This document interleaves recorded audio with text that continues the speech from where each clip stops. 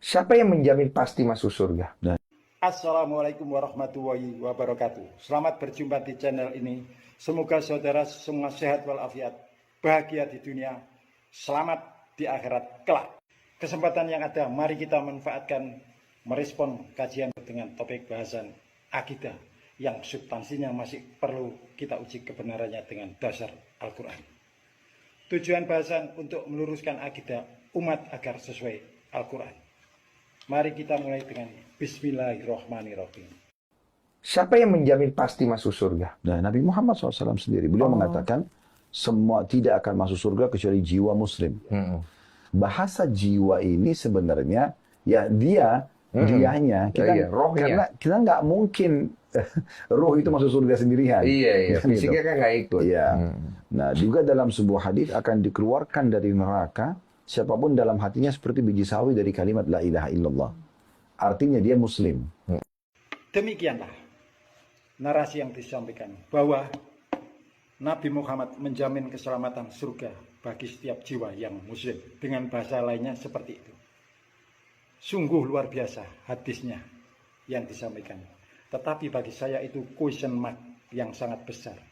Karena kepada putrinya sendiri, Nabi Muhammad tidak menggaransi.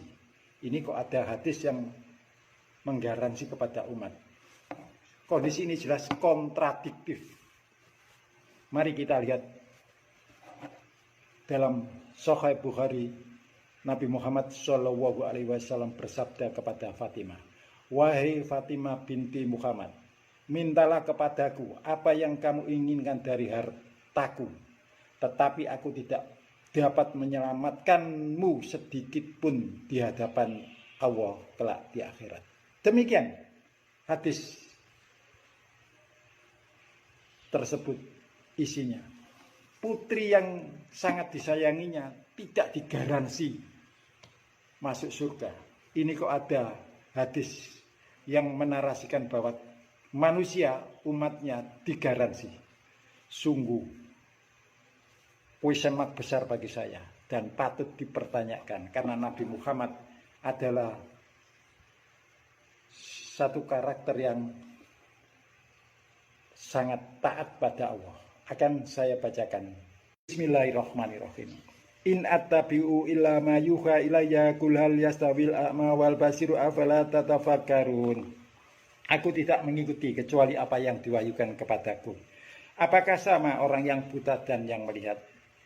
Apakah Anda tidak berpikir, friend? Demikian. Jadi hadis tersebut sangat bertentangan dengan Al-Quran. Hadis tersebut patut dicurigai dari orang munafik. Karena waktu zaman Nabi saja orang munafik sudah ada. Indikasinya ini. Bukti ini. Bismillahirrahmanirrahim. Wa yaquluna ta'atun fa idza barazu min indika bayyita ta'ifatun minhum ghairal ladzi taqulu wa huwa yaktubu ma yubayyituna fa'rid anhum wa tawakkal 'ala Allahi wa kafa billahi wakila. Dan mereka orang-orang munafik mengatakan, kewajiban kami hanyalah taat. Tetapi apabila mereka telah pergi dari sisimu, sebagian dari mereka mengatur siasat di malam hari, mengambil keputusan yang lain dari yang telah mereka katakan tadi. Allah menulis siasat mereka pada malam hari itu, maka berpalinglah kamu kepada mereka dan tawakallah kepada Allah. Cukuplah Allah saja menjadi pelindung. Jadi waktu zaman Nabi itu orang munafik sudah ada ini. Jadi ngomongnya itu taat pada Nabi, tapi ya tahu sendiri orang munafik kelakuannya kan seperti itu.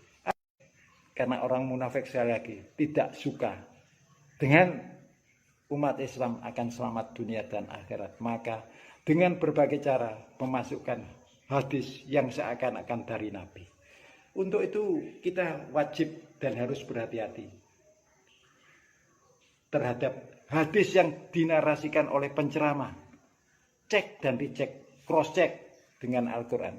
Bila substansinya atau matanya bertentangan dengan Al-Quran, pasti itu bukan dari Allah dan bukan darimu Nabi Muhammad. Karena Allah tidak mungkin berfirman yang saling bertentangan antara satu sama lainnya. Tidak mungkin Al-Quran dan hadis itu bertentangan, tidak mungkin. Dan Nabi Muhammad jelas tidak berani membuat keputusan hukum yang berlainan dengan yang telah ditetapkan oleh Allah dalam Al-Quran. Untuk itu sekali lagi, berhati-hatilah dengan hadis. Karena hadis potensi dari orang munafik itu sangat tinggi. Sebagaimana contoh tadi. Dan Al-Quran juga telah mengindikasikan bahwa orang munafik eksis sejak zaman Nabi. Dan sampai sekarang pun terus akan menggerogoti akidah umat Islam agar tersesat di dunia dan di akhirat. Sorry bro. Karena yang menggaransi tentang surga bagi umat Islam bukan Nabi Muhammad, tapi Allah sendiri langsung berfirman dalam surat 9 ayat 72 dan juga ada di ayat di 111. Kali ini saya bacakan lengkap biar tahu. A'udzubillahi minasyaitonirrajim. Bismillahirrahmanirrahim. Wa atawahul mu'minina wal mu'minati jannatin tajri min tahtihal anharu khalidina fiha wa masakina thayyibatan fi jannatin adnin wa ridwanum minallahi akbaru dzalika wal fawzul adzim.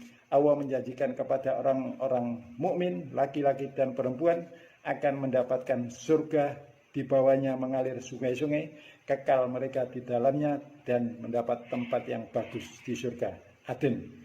Dan keridaan Allah adalah lebih besar. Itulah keberuntungan yang besar. Demikian.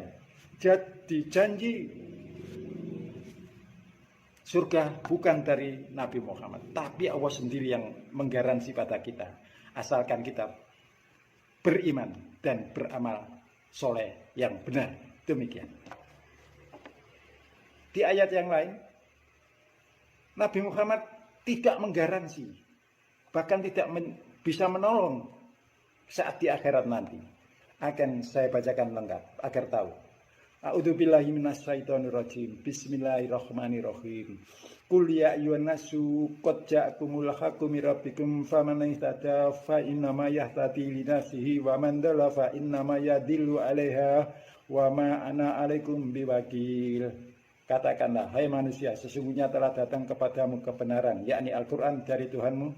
Sebab itu barang siapa yang mendapat petunjuk, maka sesungguhnya petunjuk itu untuk kebaikan dirinya. Dan barang siapa yang sesat, maka kesesatannya itu untuk mencelakakan dirinya. Dan aku bukanlah seorang penjaga terhadap dirimu. Ini ucapan Nabi Muhammad. Kelak di akhirat, Nabi Muhammad tidak bisa melindungi kita dan tidak menggaransi kita. Hadis tadi jelas bertentangan dengan Al-Quran. Maka perlu dicek kebenarannya. Karena Nabi Muhammad jelas tidak mungkin berani melawan perintah Allah. Sebagaimana di surat 6 ayat 50 tadi yang saya bacakan terjadi question mark yang besar. Untuk itu berhati-hati terhadap siapapun yang berbicara tentang agama. Cek ulang dengan Al-Quran. Sekali lagi cek ulang dengan Al-Quran agar tidak tersesat. Cek kebenaran narasi Anda agar tidak tersesat. Demikian. Maaf saudara, gaya saya seperti ini. Bukan apa-apa, tapi memang inilah yang saya mainkan agar kebenaran tersampaikan secara efektif. Bukan fiktif. Bila ada yang salah, mohon dimaafkan. Wassalamualaikum warahmatullahi wabarakatuh.